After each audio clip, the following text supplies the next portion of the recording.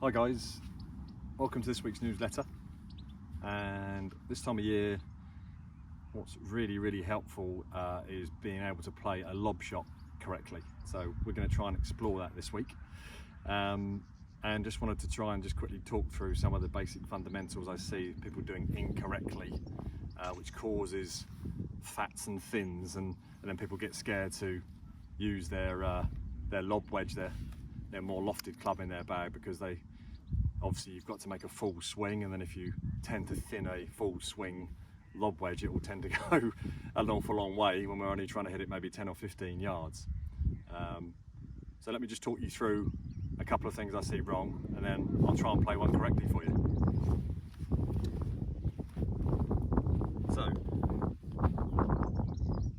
most of the time when I see people trying to play the lob shot, they might set up to the ball nicely, with the ball nice and forward in their stance, maybe slightly opened up with their body to help get the club leading across the back of the ball.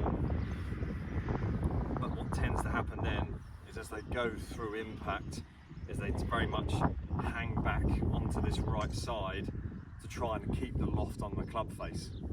But even with a lob wedge, we still need to keep that club ever so slightly descending through impact, whilst we keep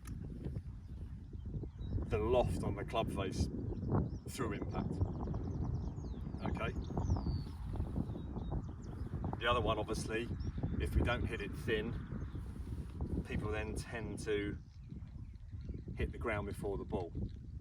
Obviously, if we're hitting the ground before the ball, it doesn't necessarily go 100 yards, but all of a sudden it's not even going 2 yards. So my biggest bit of advice to help you gain, first of all, better quality strike, not worrying too much whether it's gone 10 yards or 20 yards or 25 yards at first, as long as we can get that strike and get the loft, is to make sure, once that ball position's nice and far forward on your big toe, maybe even with the lob wedge, we just turn that club face to add even a bit more loft to help with the height. But have a couple of practice swings first, where you really thump down and you feel the back edge of the club, the back edge of the bounce, taking a divot out of the ground. Okay, maybe not do it too much on the golf course, because the greenkeeper won't be very happy with you. That's my keys, but the rest of the golf swing, I really want to try and relate to your natural golf swing. Don't overcomplicate things. Let the ball position and the loft and the design of the club do the work for you, but make a nice, aggressive, full swing, but make sure, most importantly, that the club is descending, that you're still going to take the ball and a slight divot as you go through impact. So let me try and play one for you. Make sure you're in view. So at first I'm not going to worry too much about how far it goes. I'm just going to try and play the highest lob shot I can. I'm going to add plenty of loft to my 58 degree. I'm going to put the ball opposite my big toe on my left foot. I'm slightly open with my stance.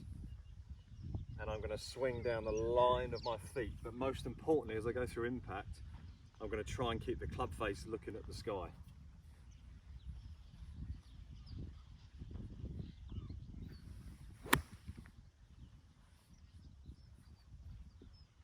Okay, so hopefully you saw that ball come down. I've made the hardest swing I can, probably the hardest swing I'd make with a 7-iron, for example. And I've probably hit it no more than 15 to 18 yards. But I achieved that through, one, obviously loft as your friend. The ball position is way further forward than you'd ever think so. You're trying to make sure it's really opposite, beyond your driver position. And because of that, we can get that club really slicing across the back of the ball. But most importantly, again, it helps keep the loft on the club face. Okay, so I hope that helps. Trying to eliminate the thin and the fat by still trying to make your normal full swing. Making sure your weight moves forward, make sure your body rotates as it would do in a full golf swing. But we keep the loft on the club face through the ball position being forward, and through impact we really try and keep the club face looking at the sky as we swing through.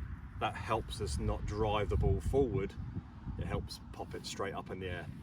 And you'll be amazed if you try it, how high you can get it.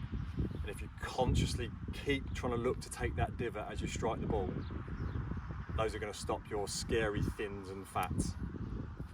And it'll make sure that you bring that lob wedge out your bag more often, especially this time of year when the ground starts getting hard. And the only way we can actually stop the ball from going too far as we play a little half shot into the green is by the use of height and not necessarily just spin. Okay, so try that, ball forward, keep the loft looking at the sky, but most importantly, don't overcomplicate it. Get the weight moving forward as you swing through like you would do in your normal 7-iron. Don't try and lift it, let the club work down and the loft will pop it up. Hope that helps, hope you enjoy the newsletter, and I'll speak to you soon.